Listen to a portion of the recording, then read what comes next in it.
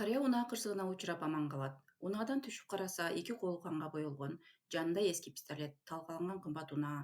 Мен киммин, кайдан келатам, эмнеге бул жерде жүрөм, кантип ушул акыбалга туш болдум деп эстей албай туруп калат.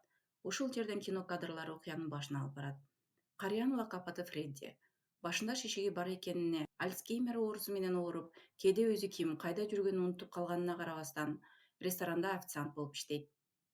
Чогуу иштегендер ага түшүнүктүүлүк менен мамиле кылып, Джейсон деген лакап аттуу жаш жигит менен жакшы мамиледе экен.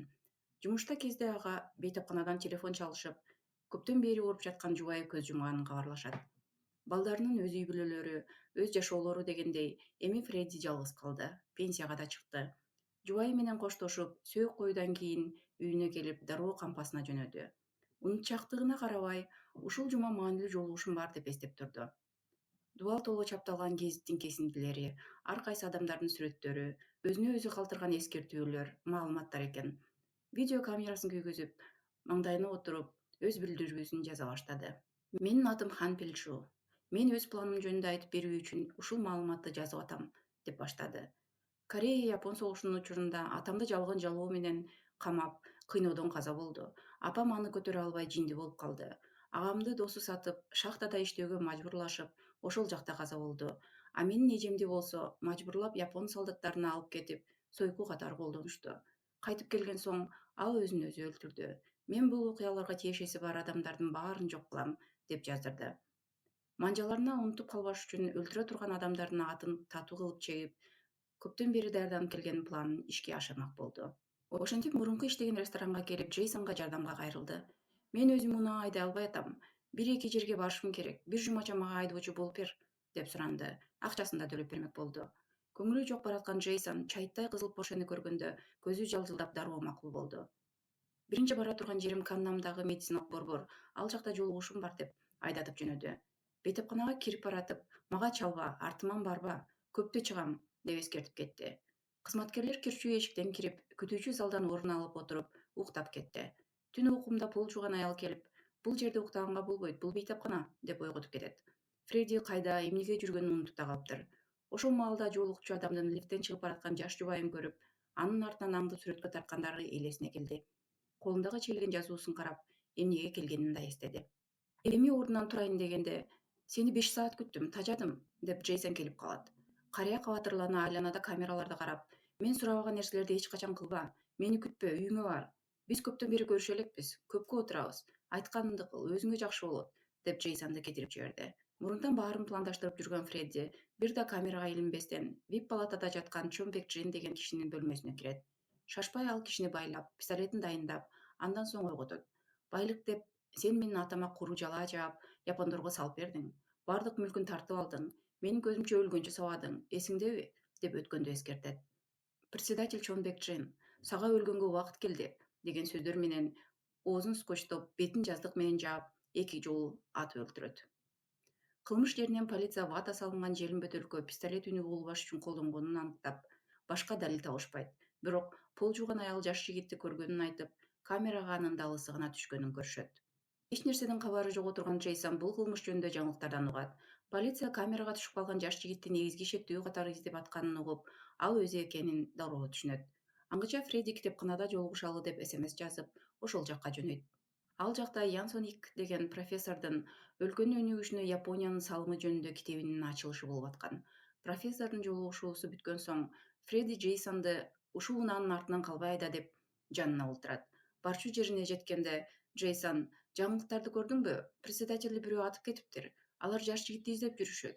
Эч кимди көргөн жок белең?" деп сөз баштаганга аракет кылат. Бирок Фредди жооп бербестен эмне болсо да унаадан чыкпай күт деп түшүп кетет. Пистолетин даярдап, тиги профессор шалдын артынан түшөт. "Кечиресиз", деп акырын кайрылып токтотуп, "Сен досторуңдун кайтып келишпесин билсең дагы, аларды япондорго саткансың. Менин агамдын аты эсиңде болсо керек. Ал ошол шахтада өлдү", деп профессорду японча аты менен атады. Профессор эмне жөнүндө сөз болуп атканын түшүнүп, дароо качканга аракет кылды. Фреддинин эски пистолети осечка берип, профессор учурдан колдонуп, каршылык көрсөтүп, пистолеттин үн чыгарбоо үчүн таккан бөтөлкөсү түшүп калды. Ага карабастан Фредди профессорду 2 жолу башка атып өлтүрдү. Ок атылганын уккан Джейсон эмне болуп кетти деп унааны жакын айдап келип чуркап түштү. Өлгөн адамдын чөнтөгүн тинтип аткан Фреддини көрүп, өзүн жоготуп туруп калды. Карыя болсо профессордун өздүк документин алып, "Кеттик, өзүңө кел, айда унааны" деп шаштырып айдатып кетти. Алаңдап коркуп Джейсон унааны араң айдап качып жөнөштү. Аңгыча Фредди кан түкүрүп эс үчүн жоготту. Угуру жактагылар профессордун өлүмүн жарыялабай турууну чечишти. Октун экспертизасынын жыйынтыгы чыгып, мындай октор Япон согушу маалында колдонулганын аныкташты. Детектив профессордун үйүн иликтеп жүрүп, мурунку өлтүрүлгөн председатель жана башка кишилер менен чогуу түшкөн сүрөтүн көрүп, эки өлүмдүн ортосунда байланыш бар деп шекшиди. Фредди эсине келип турса, Джейсондун үйүндө экен. Эми экөөнө сүйлөшкөнгө убакыт келди. Джейсон полицияга баралык десе болбой, 80ден ашкан абышка жалгыз өлтүр деген сага ким ишенет?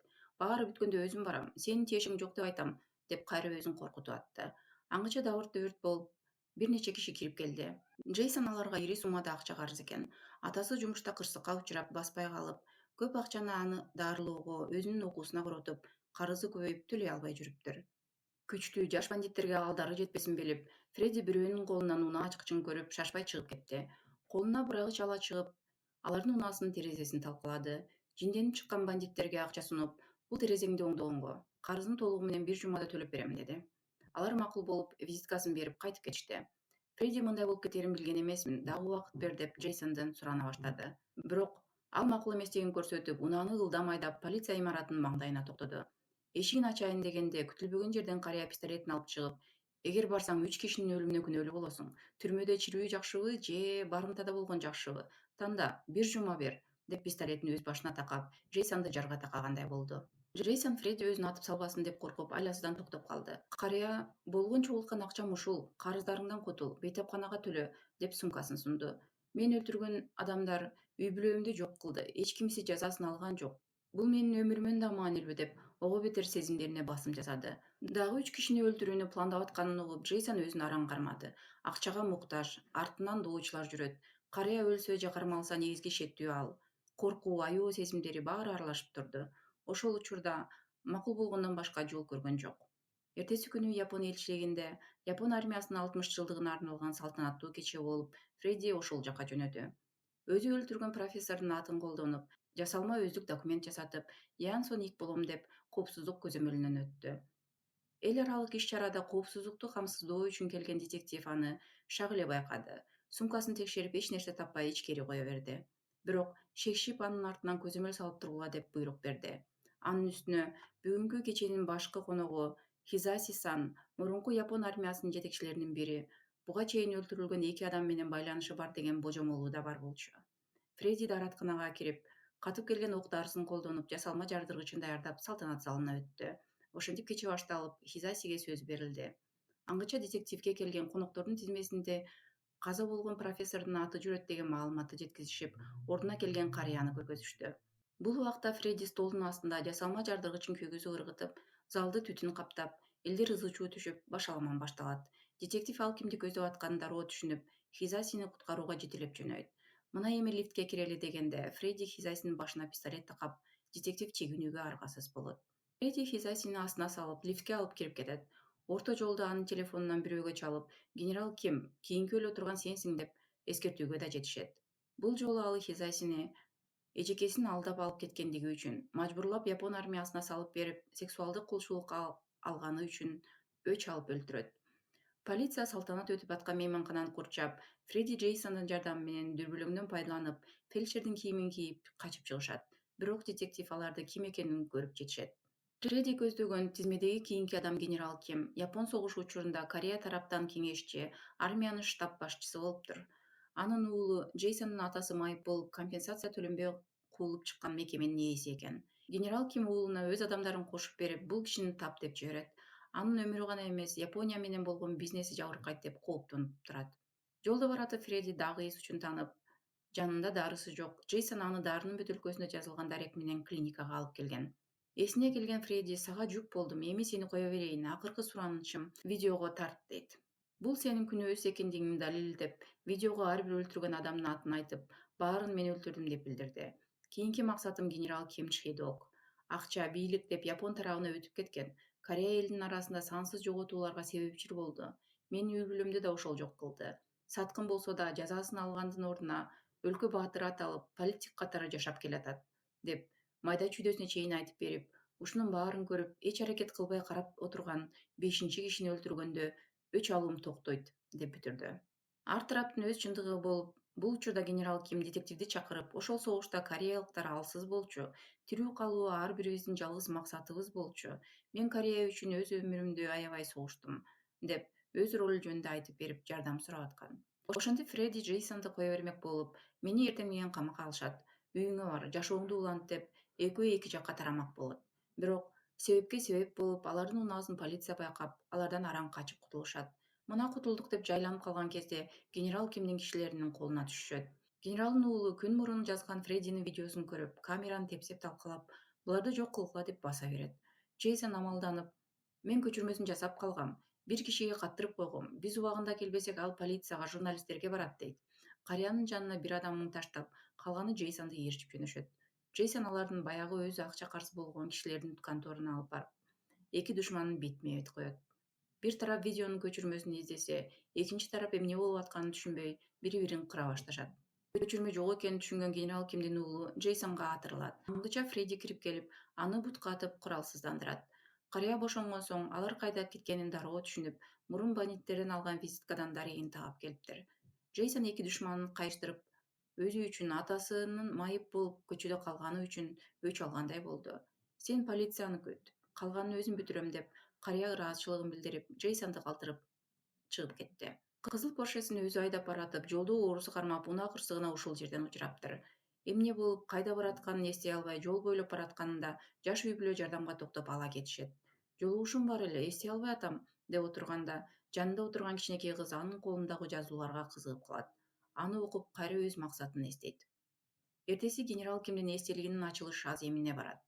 Мурунку аскер сержанты, ветеран катары чакырылган Фредди ал жакка эч тоскоолсуз кирет. Генерал Ким аземди ачып, согушта эрдиктерин айтып, эл үчүн, демократия үчүн жаныбызды аябай согуштук деп трибунадан айтып жатты. Ал эми Фреддинин элесине генерал Кимдин жаш кези, Япон империясын, императорду жактап, Кореяны талкалайбыз деп чакырган урагандары келип турду. Ошентип медаль ыйгаруу убактысы келип, Вьетнам согушунун ветераны сержант Хан Пилжу сахнага чакырылды. Бул биздин каарман Фредди эле. Генерал менен бетме бет туруп, ушул жерге жетиш үчүн далай нерседен өттүм деп, пистолетин суруп чыгып, асманга бир атып, кайра генералга такады. Анан Оксу, менин эжекем болчу. Аны эмне кылганыңды элдин алдында айтып бер деп талап койду. Өлүмдөн коркпойм деген генералдын алсыз жерин таап, анын капталда отурган небересине пистолетин мээлеп, баарын айтып берүүгө мажбур кылды. Небересин сактоо үчүн генерал баарын айтып бере баштады. Ошол жылдары аялдарды фронтко жибериш керек деген буйрук келген. Эгер алар Япон армиясына сексуалдык кулчулукка бараарын билсе, эч ким барбайт болчу. Ошол үчүн бут кийим чыгарган фабрикага жумушка алабыз, айлык акысы да төлөнөт деп кыздарды алдап алып кеткенбиз. Оксун биринчилерден болуп, өзү иштейм деп макул болгон. Туура, мен Япон депутаттарынын жардамчысы болчумун. Өз элимди жазалап, Япон империясы үчүн согушууга мажбурлагам, деп чогулган эл алдында жарыялады. Фредди ачууланып, ал сенин сүйлөшкөн кызың эмес беле? Кантип ушуга жол бердиң? Деп суроо салды. Баарыбыздын максатыбыз тирүү калуу болчу. Ошол убакта мындай курмандыкка барууга аргасыз болгонбуз.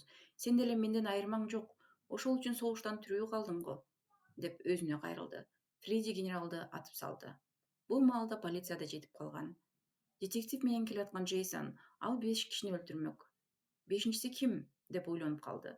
Пистолетте Кийохара деп жазылганын эстеп, акыркы өлө турган киши ким экенин түшүндү.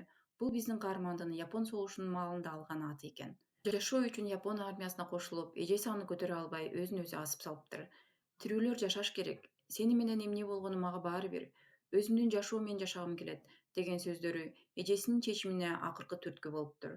Баарын көрүп, эч нерсе кылбай карап турганы үчүн өзүн жазаламак экен. Өч алууну согуш бүткөндө эле пландап, бирок бала чакалуу болуп калган соң, аялы көз жумуп, балдары отурупташканга чейин кийинкиге калтырып келатыптыр. Ошентип Фредди пистолетин өз чекесине такап турган кезде Джейсон жетип келди. Эгер сен өлүп калсаң, жазаңды албай каласың, адилеттүүлүк орнобой калат. Коркоктой болуп өзүңдү өлтүрбөй, сот алдына туруп өз жазаңды ал деп арам көндүрүп, Фредди пистолетин жерге таштады. Акыры Фредди өз жазасын алып түрмөгө камалды.